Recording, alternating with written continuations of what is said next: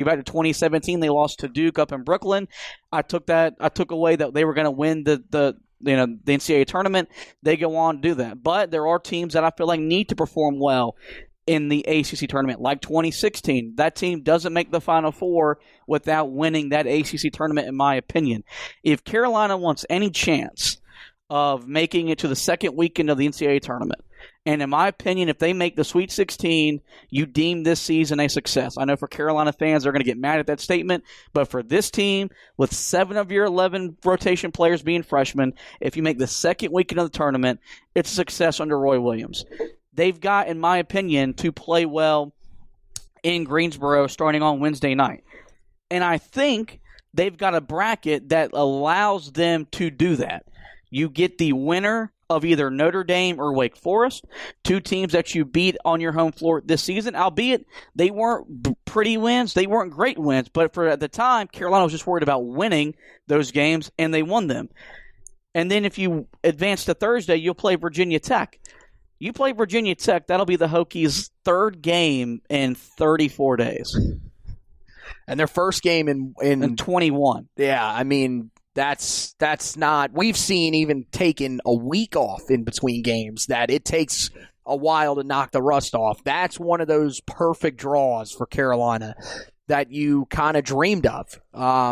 Yeah, I mean, with the Notre Dame Wake Forest, I mean, look, Carolina's a much different team than they were when they played Notre Dame early in the year. But Notre Dame just beat Florida State. Yep. So they're a team that plays hard. They're coached really well by Mike Bray. And I mean, that's who you would expect to see there.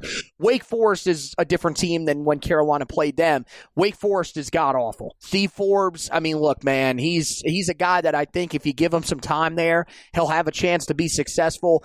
This team at the end of the year is just quit. They're not. They know they're not going to the NCAA tournament, and that. I mean, look, that's the matchup you'd like to see, but you're probably not going to see that one. So you got to be prepared for Notre Dame.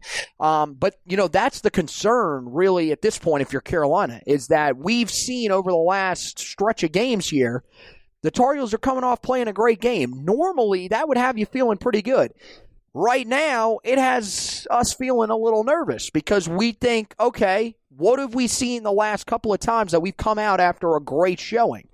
They have played terribly. So we'll have to wait and see. But I think that Notre Dame is still a team, even if you come out and don't play your best game, that you should beat. And, yeah, that sets up for a lot of success. I love that matchup with Virginia Tech. I think that really goes in their favor. And then, of course, the matchup with the potential 2 seed, I think, would be phenomenal as well. The team I'm most concerned about is Duke. I don't want to have to play them again. I don't want them to get into a rhythm and have to play them again. I still think Carolina should come out and beat them if they see them again. But you don't want to have that team starting to believe in themselves and then have to run into that in the ACC tournament. Well, for that to happen, Coach K'd have to believe in them, and he's taken the Jalen Johnson approach to coaching. He's ducked out. He's quit on his team from a coaching standpoint. I think one thing about Carolina heading into the ACC tournament is having this layoff, I think, actually benefits them. A lot of times you'd rather them turn around and play quickly, but this means you have 2 to 3 days of intense practicing and stuff like that. And if they lose, as Adam Lucas mentioned when I had him on, this team isn't coming back to campus till they get done in the NCAA tournament. They're going to be in Greensboro through Selection Sunday, and when they find out who they're playing and where they're going, then they're going to Indianapolis. They're not coming back to Chapel Hill. Which still doesn't make any sense to me. Not understanding why the teams in the Triangle area aren't heading back to their campuses would make it easier to try to avoid any chance of a COVID outbreak, but that's another topic altogether. My thing is this. If you're going to be stuck in Greensboro, might as well win. You might as well play and win basketball games. Yeah, if you're going to be stuck in the city that Jim Boeheim says is a dump, you might as well win a couple of games while you're there. I mean, and we love Greensboro, by the way. This feels like a year where Roy Williams is going to talk to the media where, we packed 4 suits, we're going to play 4 days, and we're here to win the daggum thing. When he says stuff like that, Carolina usually performs well in the ACC tournament. And I think having a couple of days to get the Duke game, let you come down from your emotions, then evaluate the tape, because you look at the tape, you still turn the ball over 19 times. Defensively, your effort and energy and activity was as good as it has been all year long, including your wins over Florida State and Louisville on your home court.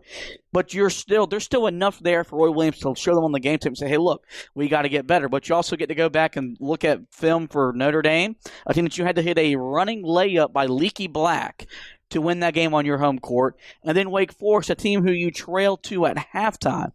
Like, Carolina is they're very beatable no matter who they get out of that matchup, because both those teams played Carolina tough in their home building. So I think Roy Williams is going to have his team's attention. But as you mentioned, he's been really good getting his guys ready to go after bad, frustrating losses. It's playing well after they've won a big-time game is where you're most concerned about.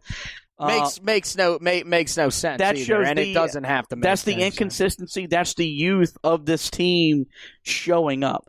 A more veteran Roy Williams team, that's the complete opposite, where, you're worried about how they respond after a bad loss as opposed to how they're going to play after a big-time win. But, we look at the bracket. We got to sit here both in front of us because we both filled it out. This is a very manageable bracket for Carolina to find themselves playing on semifinal Friday or even in the championship game. And Joe Lunardi has this team as a 9 seed right now in his latest projections. So they're solidly in the field. But a run here, whether you string together 3 straight, 3 wins and make it to the final, or by God, you wind up and you win the damn thing, winning 4 games in 4 days, which only Duke has done. All of a sudden, you're pushing. You can work yourself all the way to a 7 seed. Like, there's still a lot of room for Carolina to improve their NCAA tournament standing. Right. And I think that's got to be the message going into this. Is like, look, guys, just because we're in the field, we don't need to stop now. Let's go improve our seeding, because the teams at the top that are going to be in your brackets, they're still very beatable as well, especially being on a neutral court in Indianapolis with limited capacity, where Carolina could wind up in the second week of the tournament with a favorable draw. Well, yeah, that's the thing is, again, you're going off of what Joe Lunardi says, what Mike DeCourcy says, what Jerry Palm says, if you go off of him. They still have no clue. The committee does not go to them and ask them, what do you think we should do here? This is a group that sits in a room, they pick the bracket, put it together, and it's released. So there is what I'm saying there's no guarantee that Carolina's a 9 seed right now. To be honest, there's no guarantee that they even have Carolina in the tournament. So that's what my mindset would be if I'm Roy Williams going into this, is, look, guys, we have no idea where they have us right now.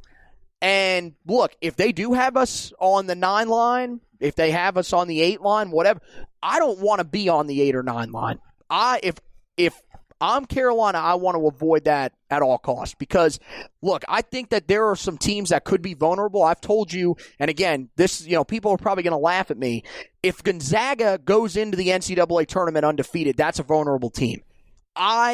I would never want to be an undefeated team going into the NCAA tournament. The target on your back is humongous. Especially a team that hasn't played legitimate competition since they played Virginia in December. Well, okay, BYU is a tournament team. That's probably the only team that they've played in their conference that's good. Usually they play them in St. Mary's. Those are the only teams that give them trouble. Now, BYU is an NCAA tournament that you don't get better by playing BYU. Yeah, that's a 7 seed in the tournament. But you only play them twice, anyways, and both times. The first time you beat them, I don't think they were BYU considered is so a tournament good. They'd team. be in the West Coast Conference tournament final. They're playing St. Mary's tonight. Yeah. Or no, that's semifinals. No, BYU's still alive. St. Mary's is a 4 seed in that conference tournament this year, believe that or not. Yeah, St. Mary's is a 4 seed in that conference tournament this year. The 3 seed is, I believe, Loyola Marymount, possibly, or Santa Clara, one of the two. Okay, yeah, no, you're right. Right. But what I'm saying is that you're right on that. If BYU is the only team that you face that's a tournament team since what? Probably, I'm trying to think the last time they played somebody in December. more than likely. And I mean, look, give credit where credit's due. Mark Few and his guys, they put together a pretty tough out-of-conference schedule for them this year. One of the first times in recent memory that they gave them some test on their, consistently on their out-of-conference schedule. But yeah, still, there's a little bit of, concern there. Illinois is a team that you maybe look at, but I think with Illinois, they're an extremely deep basketball team, and they look like they're destined to make a run. Also, I think they've got a great head coach in Brad Underwood that can get them there. He's won tournament games at Stephen F. Austin with a team that a lot of people didn't think could make a run deep in the tournament, and they made it to the second weekend. I would much rather face one of the teams on the 2 line.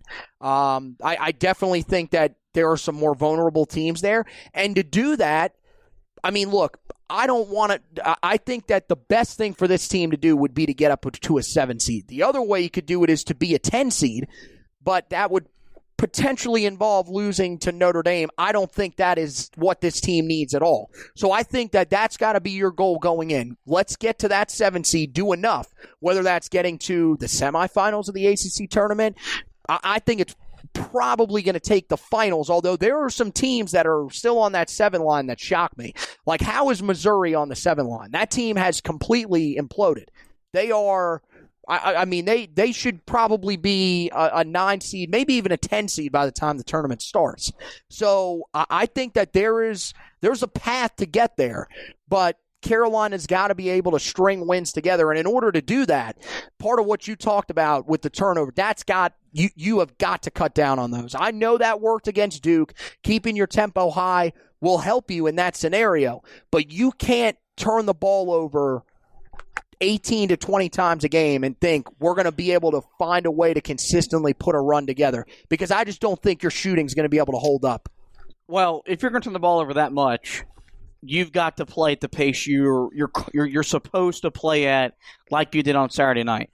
And we'll disagree about that forever. I think they can turn the ball over 18 times and still win if they play 90 or so possessions. They're going to have to shoot lights out in order to do that, but I would believe. And so I think that's the worry, though, is that they haven't been able to dictate the tempo on a consistent basis like you like to see. No one gave a crap when Kobe White and those teams turned the ball over 15, 16, 17 times a game, because they were scoring 90 points because they were playing 90 possessions. And they could also shoot the ball. That was the difference. If Carolina can get to the possessions, the more times you have the ball, it'll even itself out, because there's not a front court you're going to see in this tournament that can keep up with you. You've got now 4 dudes you're legitimately throwing at these teams that no other team in this tournament can handle.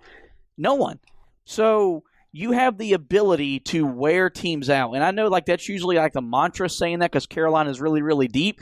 Usually, I don't know if Carolina is quote-unquote completely deep, but their front court is deep. And that matters when you got to play all these games in back-to-back situations, games where you're playing twice, potentially in less than 24 hours. So I think that's the thing about success in this tournament, is playing to your strengths. Playing to your strengths is playing through Armando Bacot. Maybe Garrison Brooks builds off that performance over Duke. You can't count on it, but maybe he puts it together. And then your guys off the bench, Day'Ron Sharp's been an animal all year long, and Walker Kessler, whenever he's on the court, he impacts the game in some way. But, as you mentioned, the shooting has to be there. And you've seen it in the games against Duke from Kerwin Walton and Caleb Love, but you haven't seen it in the other games where it's usually just Kerwin Walton. You're going to need Caleb, you're going to need R.J. Davis and Andrew Platek to give you maybe 1 or 2 made threes a game. One thing that helps you is that this game or this tournament is in Greensboro, albeit there's going to be a limited capacity there. There will be fans now in the ACC tournament, but it's in Greensboro. What does that mean? There will be a stronger Tar Heel contingent there cheering you on, and we've seen this team play in front of their home crowd twice, and I still think they beat Duke without fans there because of just the way Carolina played, but they don't beat Florida State without the fans in the building making a difference. There's going to be Tar Heel fans in that building. And remember last year, that was one of the things we were banking on, was that you're going to be playing basically on a neutral home court, if you could say. You can make a run winning 5 games in 5 days. Of course, they did not, and ultimately it didn't matter. I think this year, and as I said, for this team, it matters having people in the stands cheering you on when you have your 4-minute dump spell, which they're going to have. Yeah, I think that's a fair point. I mean, again, if anybody is still trying to draw comparisons to last year's team, they're just pulling at strings here. This is a much better basketball team. I agree. This is a team, especially, I think, because of the fact that you didn't have fans for so long, that